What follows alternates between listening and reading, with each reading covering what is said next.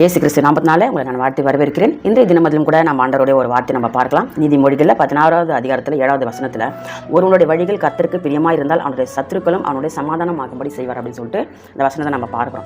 அப்போ ஒருவனுடைய வழி என்று நம்ம சொல்லும்போது அது என்ன வழிங்க? ஒருவனுடைய வழி என்று நம்ம சொல்லும்போது சத்ரு எப்படி நம்மளோட சமாதானம் ஆக முடியும்? ஒருத்தர் நம்மளை சத்ருவாக நினைக்கிறாங்க அப்படின்னு சொன்னால் எப்படி அவங்க நம்ம கூட சமாதானம் ஆக முடியும்? நாம் எப்படிங்க போய் அவங்களோட சமாதானமாக நம்ம ஒன்றா இருக்க முடியும் எப்படி சொல்லிட்டு சில கேள்விகள்லாம் வரும். ஆனால் ஆண்டவர் சொல்கிறாரு, சமாதானம் ஆக முடியும். ஒருவனுடைய வழிகள் கர்த்தருக்கு பிரியமாக இருந்தால் அவனுடைய சத்துருக்களும் அவனுடைய சமாதானம் ஆகும்படி செய்வேன் அப்படின்னு சொல்லி இந்த வார்த்தை சொல்லுது.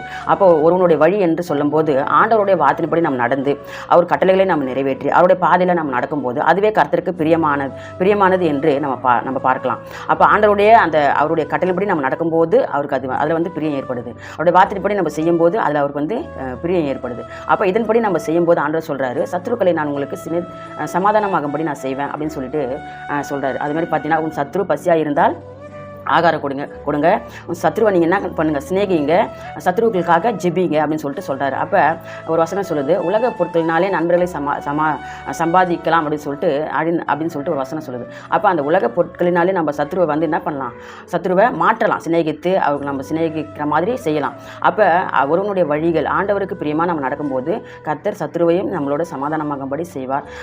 அவங்களுக்காக நம்ம ஜெபிக்கும் போது அவங்களுக்குள்ளே ஒரு மாற்றத்தை ஆண்டவர் கொண்டு வருவார். அல்லது நம்மளுடைய மனதில் ஒரு ஒரு நிம்மதி நம்மளுக்குள்ளே வரும். அப்போ ஆண்டவருடைய அந்த கட்டளையின்படி அவருடைய வார்த்தையின்படி நம்ம நடக்கும்போது நம்மளுடைய சத்ருவையும் அவர் என்ன பண்ணுவார், நம்மளுடைய சமாதானமாகும்படி செய்வார். நான் ஜெபிக்கிறேன். இப்போ ஏசப்பா, நன்றி செலுத்துகிறோம் ராஜா. இந்த வார்த்தையின் மூலமாக நீர் எங்களோடு பேசி நம்முடைய கிருபைகளுக்காக நாங்கள் நன்றி செலுத்துகிறோம். யாரையும் நாங்கள் சத்ருவாகவோ பகைஞராகவோ எதிரி விரோதியாகவோ நாங்கள் நினைக்காதபடிக்கு ஏசப்பா ஸ்தோத்திரம் ராஜா. எல்லாரையும் ஆண்டவரை நாங்கள் நேசிக்கணும் ஆண்டவரே, எல்லாரையும் நாங்கள் சிநேகிக்கணும் ஏசப்பா ஸ்தோத்திரம். உண்மை போல நாங்கள் வாழணும் ஆண்டவரே ஸ்தோத்திரம் ராஜா. நீர் பூமியிலே வாழ்ந்த நாளிலும் நன்மை செய்கிறவராக சுற்றி திறந்த தேவனாக இருக்கிறபடினாலே நாங்களும் ஆண்டவரே அது போல நாங்கள் வாழ எங்களுக்கு கிருபை தாங்கப்பா. எல்லாரையும் ஆசீர்வதிங்க ஆண்டவரே. உமக்கு ஸ்தோத்திரம், நன்றி செலுத்துகிறோம். ஜெபத்தை ஆசீர்வதிங்க. இயேசு கிறிஸ்துவின் நாமத்தினால் ஜெபிக்கின்றோம் எங்கள் ஜீவனுள்ள நல்ல பிதாவே, ஆமென். கர்த்தரே உங்களை ஆசீர்வதிப்பார். God plus.